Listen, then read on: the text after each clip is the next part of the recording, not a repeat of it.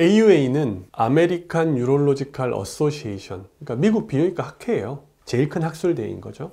근데 이게 왜 유명해졌냐 하면 전 세계에서 가장 커요.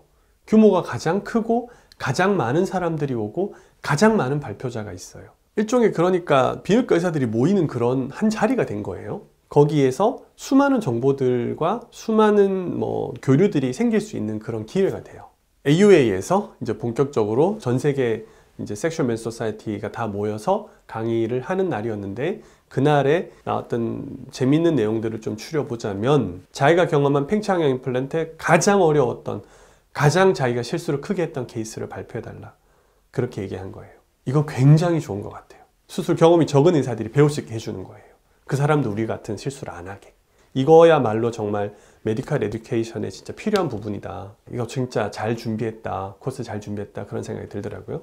두 번째는 이제 물주머니 넣는 거에 대한 내용이 나왔어요. 어디다 넣는가가 항상 제일 어려운 부분이었거든요. 그래서 그거에 대한 변화가 조금씩 미국에는 생기고 있다. 그래서 예전에는 그냥 이제 근육 밑에 집어넣는 거를 많이 했었는데, 정확하게 눈으로 보고 집어넣지 않으니까 여기저기 집어넣어 놨더라. 그래서 지금은 절개를 하고 집어넣는 경우들이 점점 더 많아진다. 그게 이제 하나 내용이었어요. 실제로 저도 처음에 할 때는 물주머니의 위치에 대해서 그렇게 블라인드로 넣을 때는 좀 어려운 면이 있었는데, 이거는 미국하고 한국하고 특히 제가 진료하는 거하고 큰 차이가 있어요. 여기에서 국소 마취에 대해서 제가 좋아하는 부분 중에 하나가 이거거든요. 국소 마취로는 물주머니가 정확하게 어디로 들어가는지 알 수가 있어요. 전신 마취가 되면 그걸 알 수가 없어요. 그래서 그거에 대한 발표를 제가 한번 해야 될 것 같아요.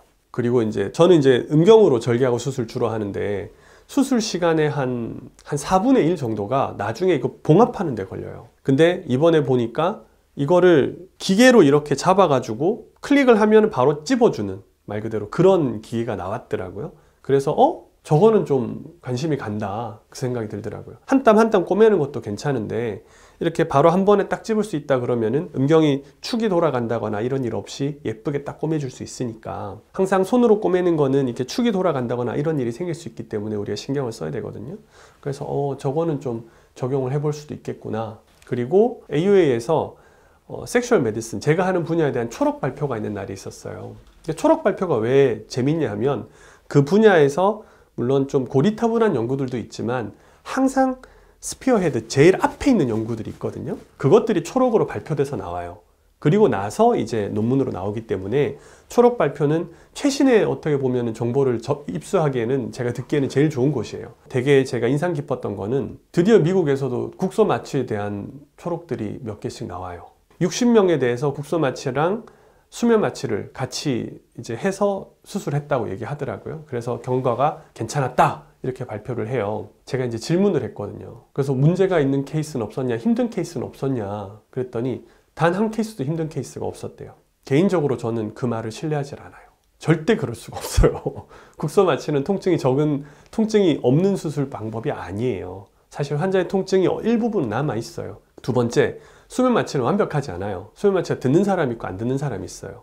그래서 60명에 대해서 그렇게 했는데 문제가 없었다. 저는 이거는 다른 의사들이 실수하게 만드는 발표가 될 수도 있다고 생각을 했어요. 왜냐하면 국소 마취에 수면 마취 했더니 아무 문제가 없다고 얘기하니까 다들 그걸 시도해 봤다가 환자가 막 힘들어하고 막 이러면은 별로네라고 생각할 수가 있잖아요.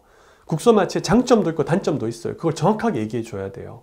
그래서 이번에 든 생각이, 리뷰 아티클을 써야 되겠구나. 왜냐하면 그거에 대해서 아무도 리뷰 아티클 쓴 사람이 없어요. 그리고 경험을 많이 가지고 있는 사람이 없기 때문에, 지금 제가 케이스가 아마 국소 마취로만 한 게 지금 1000케이스가 한참 넘거든요. 그래서 그거에 대해서 제 경험상 뭐는 가능하지 않았고 뭐는 가능했다. 향후 국소 마취는 더 발전할 가능성이 훨씬 많은 방법이에요, 마취 테크닉에 있어서. 그러나 지금까지 알려진 거는 한계가 이렇고 여기인데, 앞으로 우리가 어떻게 될지는 좀 더 생각해 봐야 된다라는 내용들을 좀 얘기를 해야 될 것 같아요. 여튼 그렇더라도 국소 마취에 대한 얘기들이 미국에서 나온다는 거 보니까 되게 반가웠어요. 10년간 주구장창 제가 얘기하는 게 국소 마취였기 때문에, 여기까지가 이제 제가 이번에 경험한 이제 팽창 임플란트 최신 동향이었습니다.